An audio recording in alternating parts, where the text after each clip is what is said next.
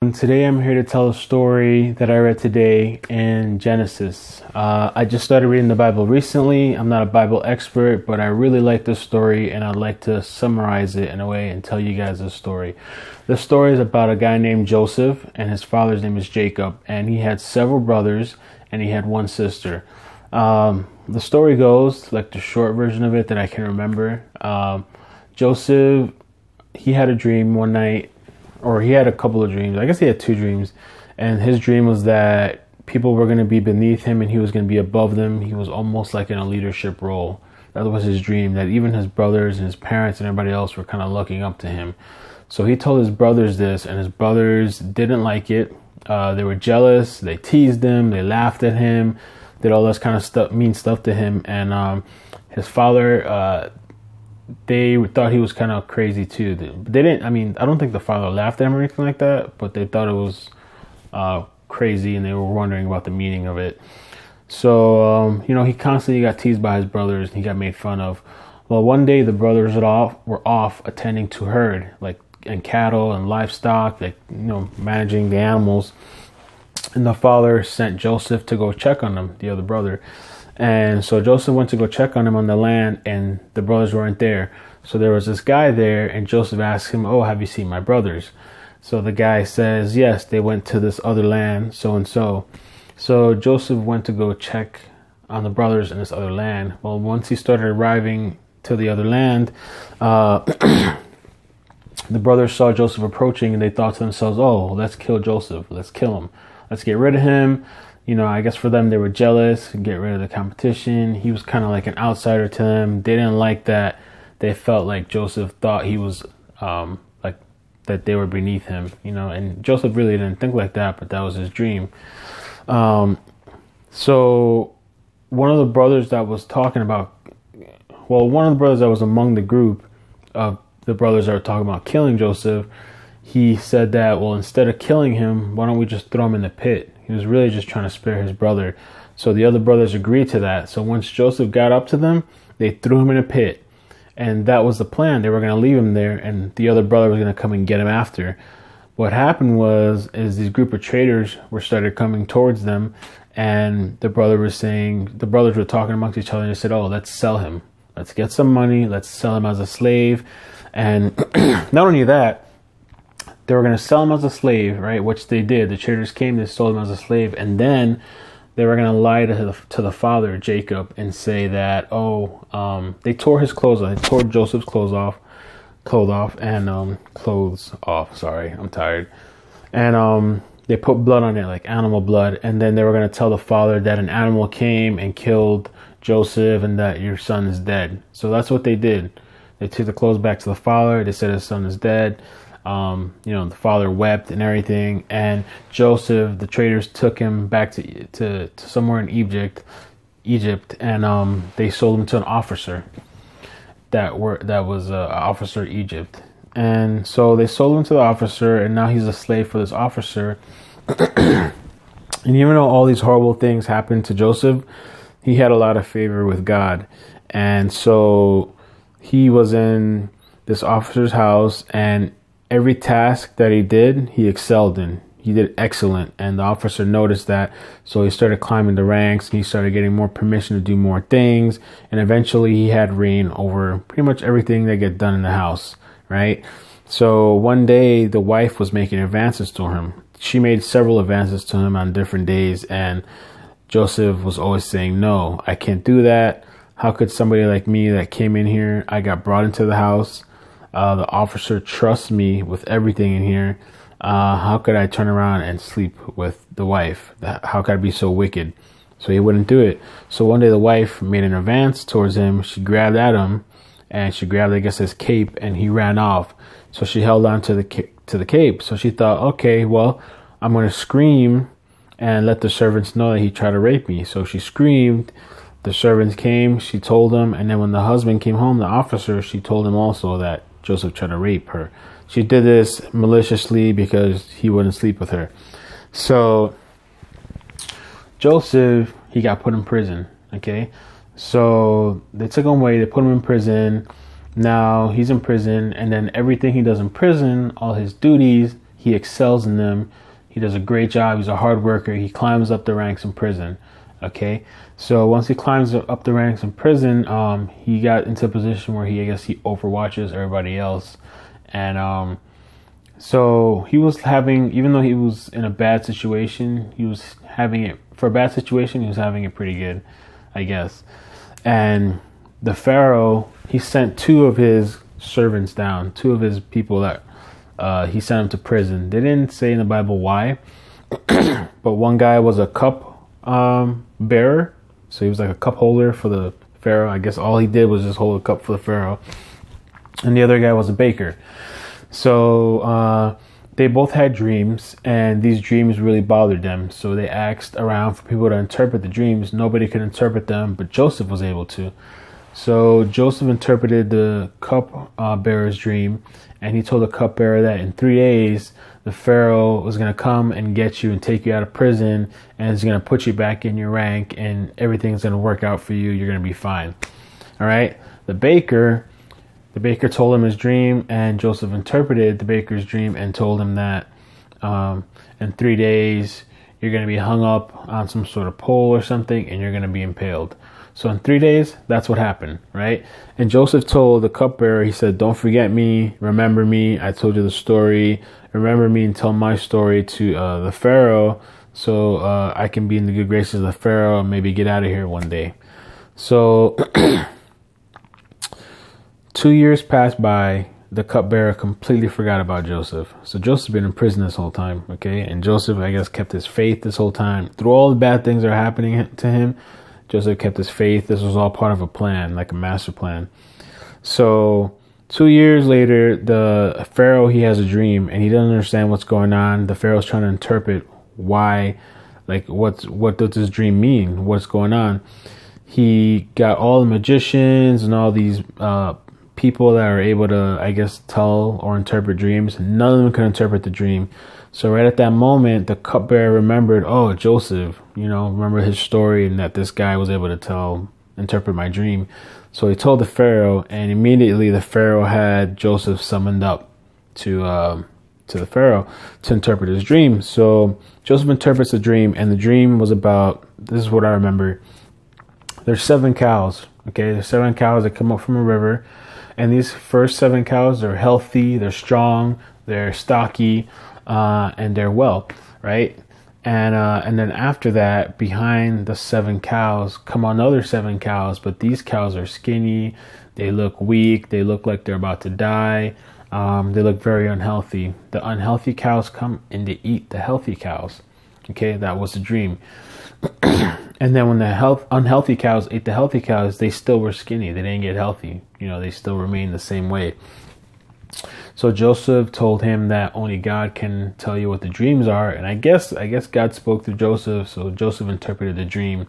And he told him that the 7 cows signified, the 7 healthy cows signified 7 years of prosperity and richness and like just everything going well for Egypt in that area. And then the other 7 cows, they signify 7 years of famine. So just, I guess people getting sick, no food, no crop growing and that kind of stuff. So he told them that for you to survive, the best thing you should do is you should collect grain and pretty much grain and wheat and all that stuff. Collect that now, and over the years, collect it while you're having your prosperity. So then when 7 years of famine come along, you'll have grain and food for everybody in Egypt. So the Pharaoh could tell that this guy was a man of God, and that he was blessed, and that he was somebody that he had foresight. So the Pharaoh granted Joseph all control of Egypt. Like, just pretty much everybody had to go through Joseph. The only person that was above Joseph was the Pharaoh. So he got all this power. Hang on. Back. Thank you guys. I took a little nap. I'm here to finish the rest of the story. If you've been following me this whole time, like listening to the story, thank you. I applaud you. The story is not over yet. And, I just wanted to say too that even if you're not in like religious or you don't read the Bible, I'm just telling you a story that I read and why I like the story. And basically it's a story about a guy who everybody thought he was ridiculous. He was made fun of. His brothers turned on him. Everybody laughed at him. He was abandoned by his brothers. He was thrown into this, sold as a slave. He went to help out this, once he was a slave, he worked really hard. And he showed his commitment to this household, and he still got taken out of there, thrown into prison. In prison, he worked hard. He made best of his situation, and where I left off with the story was that, he told the two guys in prison the dreams. The dreams came true. 2 years later, the guy had forgot about him for 2 years, the cupbearer, and the Pharaoh, he had a dream about the cows, and he summoned Joseph. Joseph came up, and he interpreted the story about the 7 cows and the seven healthy cows and the 7 sickly cows, right? So the Pharaoh gave him control of pretty much everything, of the whole area, all of Egypt. The only one that was more powerful than him was the Pharaoh. The Pharaoh told him, because he's a very wise man, he knows that he needs to surround himself with somebody like that, because, I guess when you're in a certain position, you climb up, or you're trying to climb up, you want to surround yourself with those people, right? Like people that are like-minded, or wise, smart people, or advisors. The Bible says to surround yourself with smart advisors. You can't just do it all by yourself. So, I read these stories and I relate them a lot to life. I think about some of the situations I'm in, or I have been in, and so let me continue on with the story. And this is just a summarization. Maybe one day I'll actually take the Bible and I'll read that story to you guys word for word. But, so he gets control, right? He gets control of this whole land. He gets nice clothes, from being in prison, he gets nice clothes, nice food. The Pharaoh gives him a wife, and he has kids. He has everything that he could ask for. So as predicted, right, the 7 years of prosperity come. When those 7 years come, they take grain from everywhere, from all the villages, all the different areas. They collect grain, a percentage, and they store it. They store all this, right? And this is just like life, or like ants that harvest, for the winter, or any animal or any person that in life that you prepare for the future. So that time when the future comes, the person that was ready, they're not struggling, they're well off, just like you put money in a savings account for a hard time. And then when that hard time comes, you're prepared, So they collect all this grain, and they store it and everything. And then, after those 7 years of prosperity, then the 7 years of famine begin, right? The 7 years of famine begin. And nothing can be grown from the ground. Everything is like dry and brittle. And all of Egypt, all that whole area, there's famine everywhere, right? So all people start coming and they start buying grain. And Joseph is in charge of the grain and selling it to people. They all have to get approval through Joseph, right? He's in this high rank now. And he's a very humble guy. He's a nice guy. He's selling the grain to the people, right?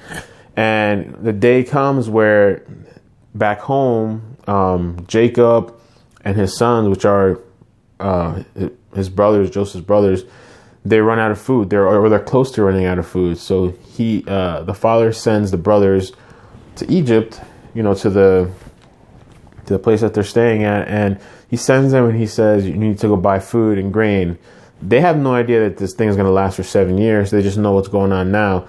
So they go to Egypt. They come across the brother, right? And they're on their knees. Oh, Lord, or Master, can you, we want to buy the food. So Joseph recognizes the brothers. The brothers don't recognize him. I guess because now he's in this nice clothes. He's whatever, probably dressed up nice, and they never figured for him to be in this kind of position. So Joseph immediately recognizes them.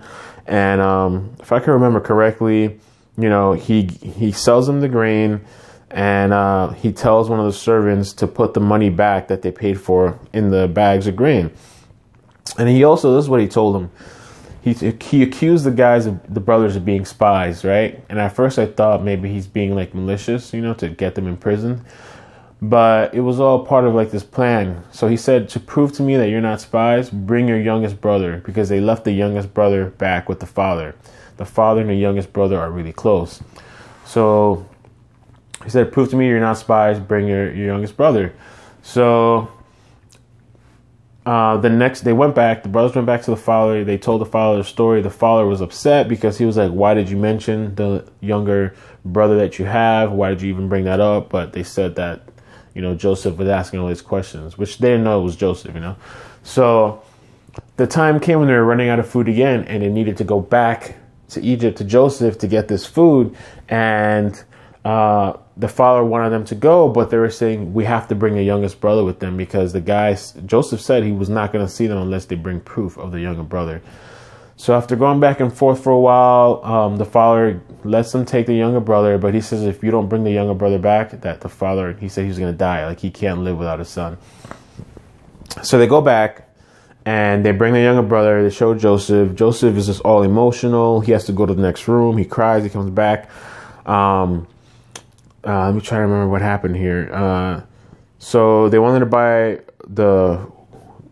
buy food again. So they buy the food, and I gotta pause it because I gotta think now. Okay, so they bought the food, right? And he sends them on their way. Again, Joseph puts all the money that they paid for, they put it back in each of their bags. And also in the younger brother's bag, he puts a cup.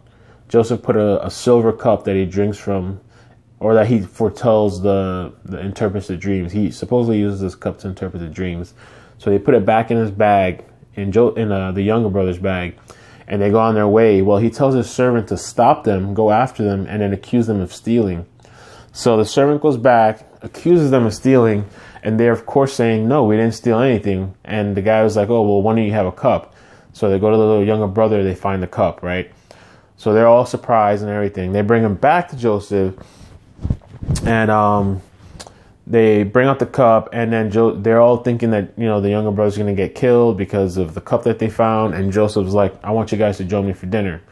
So, I think it was for supper. So then they get ready for supper, and this whole time the brothers are thinking, wow, he's lying to us. He's going to kill us for what we did. He's just a trick. So they're sitting at the tables. The Egyptians are sitting separately from what I remember reading in the Bible, and the Hebrews are sitting on the other side, because supposedly the Egyptians thought Hebrews were like disgusting or something. They wouldn't sit next to them. So, I guess that's what they thought, or maybe they were a different class or something. So they have this nice feast, and they still don't recognize Joseph this whole time. So Joseph orders everybody else out, and it's just the brothers and Joseph. And Joseph ends up telling them, like, it's me, it's Joseph, it's been me this whole time.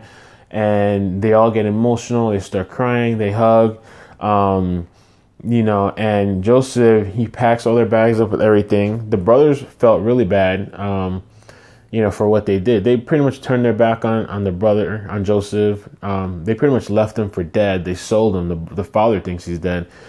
So after reconciling and giving them the food, the money back, and giving them, he packed up their bags with a bunch of stuff, and the servants outside, they could hear Joseph crying, like weeping, because he was so emotional. And word got to the Pharaoh that his brothers were there. So the Pharaoh found out, and the Pharaoh was actually nice. The Pharaoh, he told them, listen, bring your family here. We're going to take care of them. They can have this piece of land, and bring all your family here, and take these wagons and go get your family. So Joseph sends his brothers and with all these items, and he sends all these wagons. They get back to where the father is. They tell the father. The father is excited. He's ecstatic. All the family pack up their things. They go back to Egypt, right, where Joseph is. And they have this nice place, this nice land, and they're able to have food, and then what happens too is the people of Egypt, they ran out of money. So after they ran out of money, the people of Egypt ran out of money, they offered their cattle and livestock, which I don't understand too much, because like that is a source of food. So why not eat your cattle?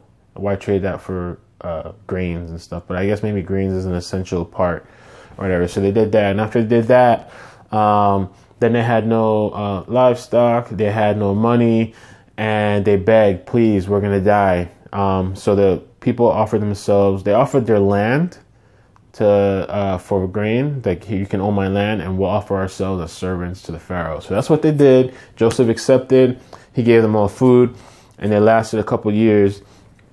And then once they came out of that, right after they survived the famine, all he asked was like for everybody to give like 1/5 of your earnings of your crops and stuff. That goes back to the Pharaoh for what the Pharaoh did for you guys. So, I mean, I think that was a pretty nice offer. And, anyway, moral of the story was, Joseph was put in all these horrible situations, right? Like, I mean, his brothers betrayed him. They left him for dead. They sold him as a slave. He was in the officer's house. He did everything right. And then still that woman tried to accuse him of rape. He got thrown in prison. He was in prison. He made the best out of that situation. He climbed up the ranks. He got out of that situation, and then he was working for the Pharaoh. And, moral of the story is everybody laughed at him at the beginning, right? Like his brothers laughed at him. They teased him. He had these dreams and he believed in the dreams that he had, I guess that when he was sleeping, and he was just telling the story of his dreams. Everybody laughed at him. They mocked him. They thought he was a joke, and then look at the end where now he's in this position, right? He's in this high rank position to help other people. And they're the ones coming to him, getting on their knees and saying, please give us food. Please, master, help us out. Please, just like he told them in the beginning. But everybody thought he was crazy, right? He was nuts. He was psycho for having these dreams and for climbing up the, believing in himself. Now he's in the position. And you know what? He could have been nasty about it. There's some people out there that probably would not have been as humble and maybe let his family suffer or whatever, but he still was nice enough to give them food and help them out. He got into a nice position to bring his whole family into this nice place to live, new homes. They got jobs. They're taken care of, all because of Joseph, all because of Joseph. And, they were afraid that they were surprised that he didn't want to get back at them, like revenge, and Joseph told them that, you didn't put me in this situation.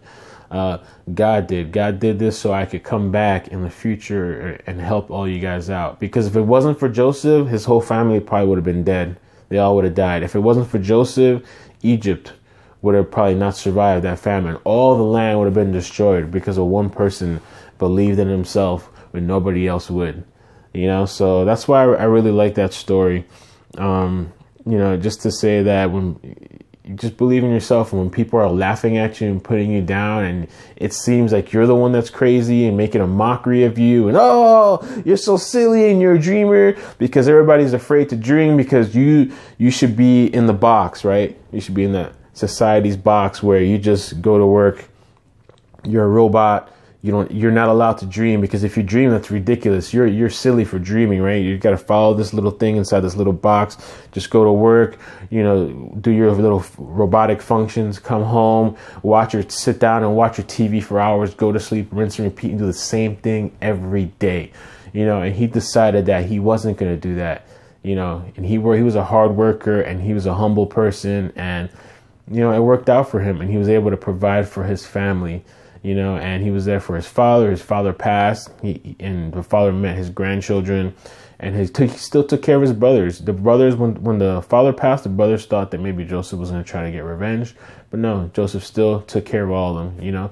So that's the story of Joseph, and I think that it relates to life really well. And if you're in a bad situation, you're trying to make the best of it, and sometimes you get put in these situations that, at the time it seems bad, but it sets you up for the future. And in the future, you're in such a better place after that, So sometimes when you're in these bad things, try to make the best of it, try to do what you can. And also don't be afraid to dream. Like, go out and do what makes you happy, and believe in your dreams, even when nobody else believes in you, when your family doesn't believe in you, your friends don't believe in you, you believe in you. All right. Thank you. God bless. Have a great day.